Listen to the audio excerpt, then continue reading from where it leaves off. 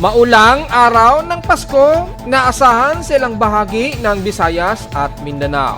Pero hilagang bahagi ng Luzon patuloy na magiging maulap at katamtaman ng panahon, lalo na sa kanlurang bahagi ng Luzon, kabilang na ang Metro Manila at ilang bahagi ng Southern Luzon. Below average rainfall bago matapos ang taong 2025 sa Luzon, nakataas sa forecast.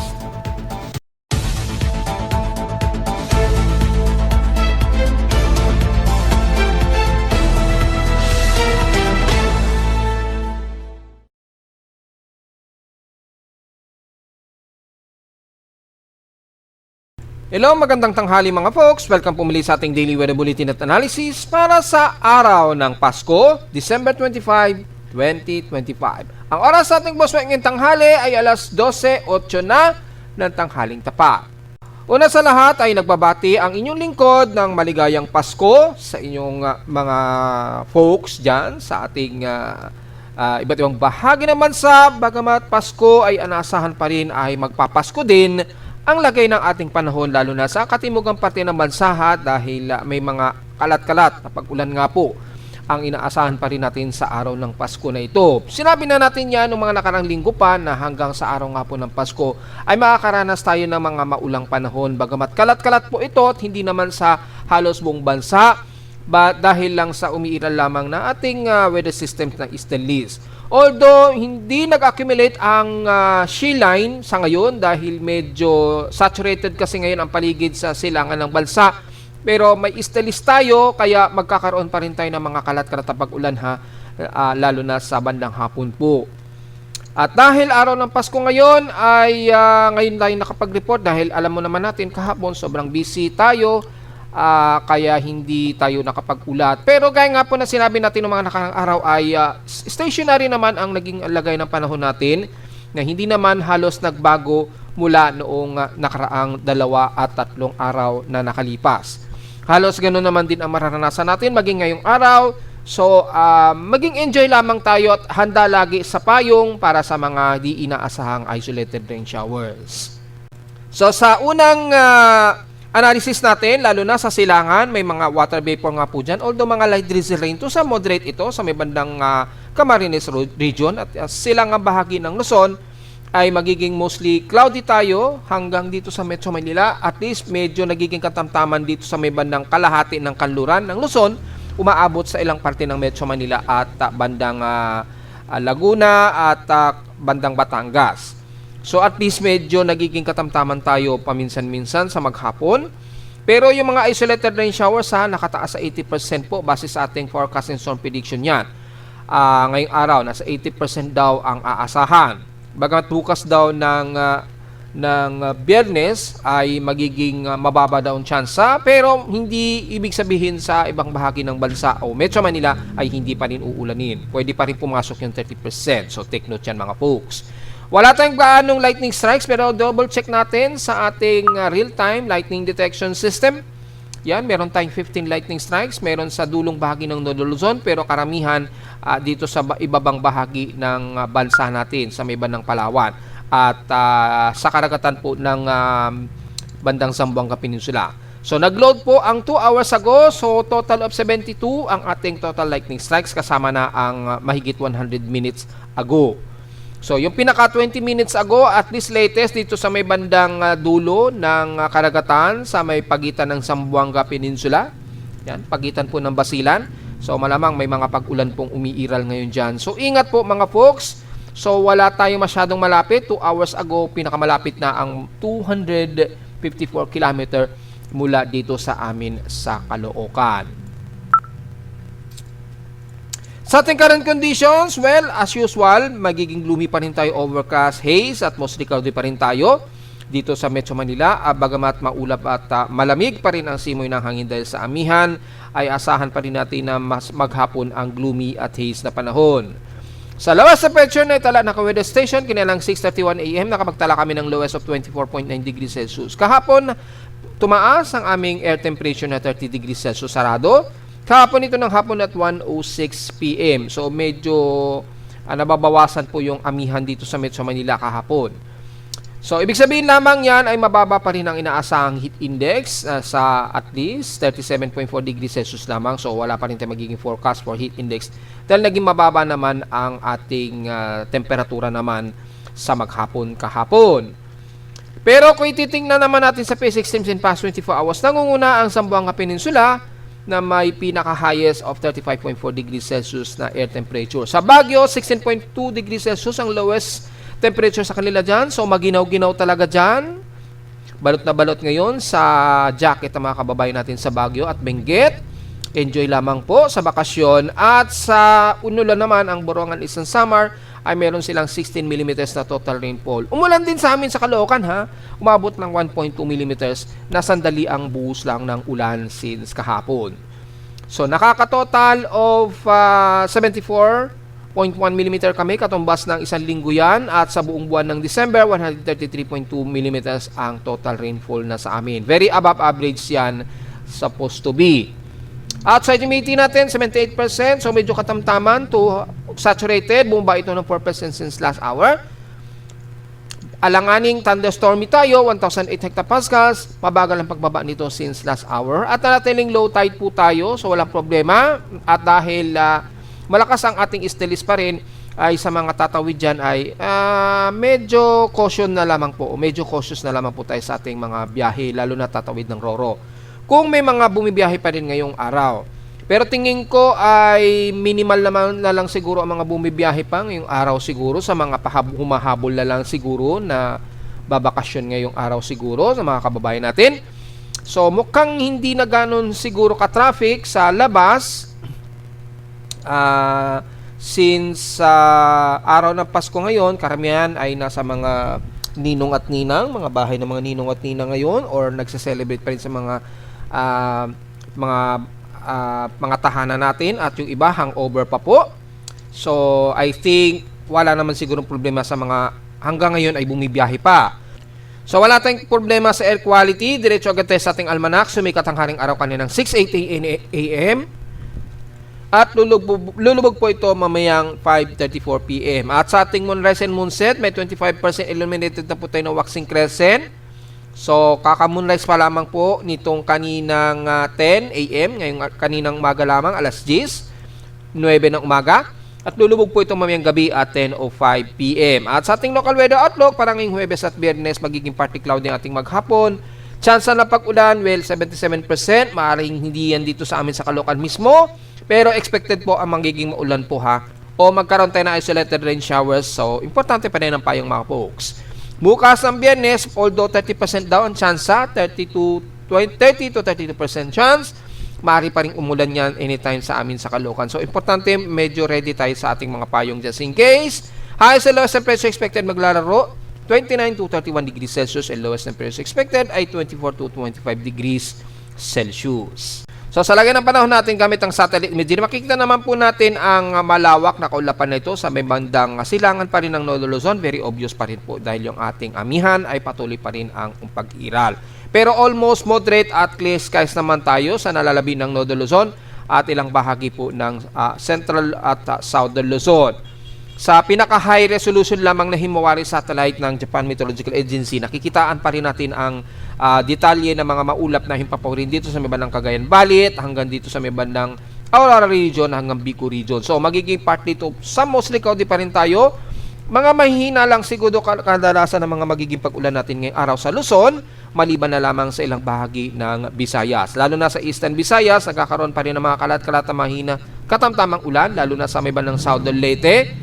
Yan, at dyan sa may bandang southern part ng Samar, sa may Gian Eastern Samar, kabilang na ang bandang Oras o Dolores, yan, ang pababa ng Borongan. Ingat na lamang sa potential na pagbaha just in case mag-heavy rain, at the rest ng Southern Luzon nga po, kabilang na ang Mimaropa, magiging maulap at nagiging katamtaman ng panahon natin ngayon. So medyo nagiging maaraw sa bandang Palawan Region, pero yung mga isolated rain showers ay patuloy pa rin nakataas sa inyo, at least 60% chance, lalo na sa hapon.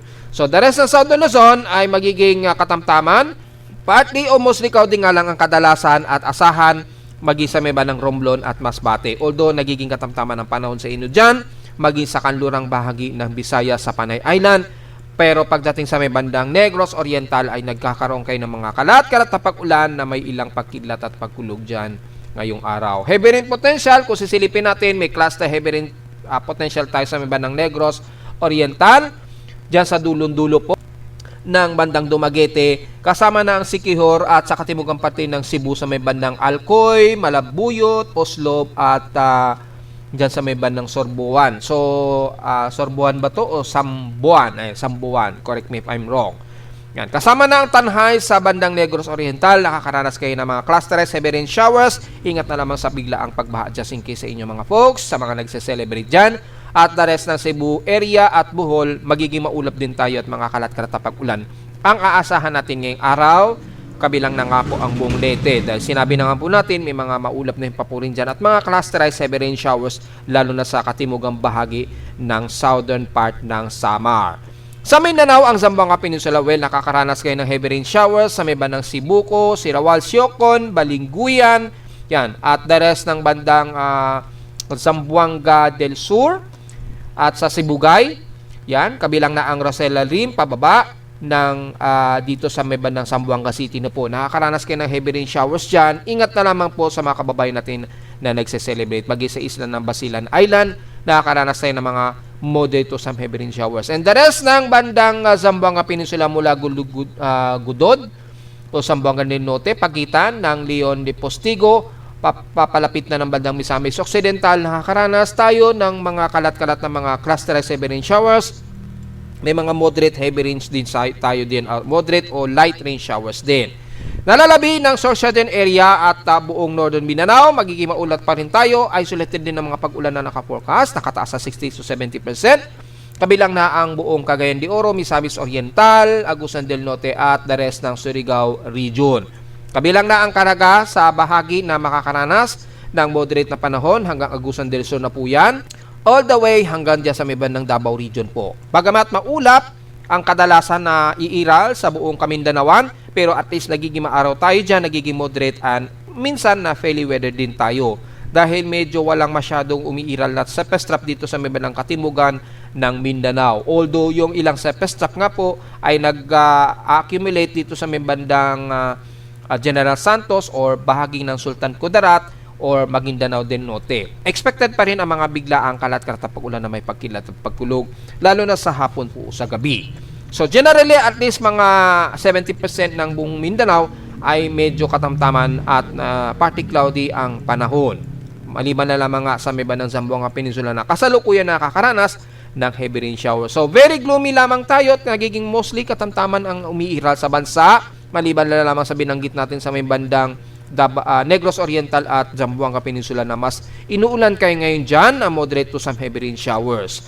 Pero generally, at least, ang bahagi nga po kabilang na ang Luzon, ay mostly hazy lamang tayo at gloomy ang panahon sa maghapon. So wala naman masyado nagiging problema. Magkaroon man ng pag-ulan, typically, mga light to moderate rain showers lang ang iiral. At wala naman tayong binamatayang sama ng panahon. Tingnan na lamang po natin yung assessment monitoring natin kung ano ang magiging lagay natin sa mga susunod na araw at kung magkakaroon pa rin ba tayo ng mga average rainfall sa mga susunod na araw o bago matapos ang uling linggo ng December. Well, kung titingnan natin dito sa Global Traffic Hazard, makikita natin ang bahagi ng Luzon ay mukhang magkakaroon tayo ng below average rainfall. Sa mga huling linggo o huling araw na po ng December 31, hanggang unang araw po yan ng January 6, 2026. Ayon yan sa Global Traffic Hazard Outlook ng NOAA. So, ibig sabihin lamang yan, tuloy-tuloy, matatapos na talaga ang ating taon na hanggang si Wilma na lamang yung naging bagyo natin. At wala naman tayong binamatayang sama ng panahon. Tingnan na lamang po natin yung assessment monitoring natin kung ano ang magiging lagay natin sa mga susunod na araw at kung magkakaroon pa rin ba tayo ng mga average rainfall sa mga susunod na araw o bago matapos ang uling linggo ng December. Well, kung titingnan natin dito sa Global Traffic Hazard, makikita natin ang bahagi ng Luzon ay mukhang magkakaroon tayo ng below average rainfall. Sa mga huling linggo o huling araw na po ng December 31 hanggang unang araw po yan ng January 6, 2026. Ayon yan sa Global Traffic Hazard Outlook ng NOAA. So, ibig sabihin lamang yan, tuloy-tuloy, matatapos na talaga ang ating taon na hanggang si Wilma na lamang yung naging bagyo natin. At narito naman ating 3-day weather forecast para sa araw ng Pasko, December 25, 2025.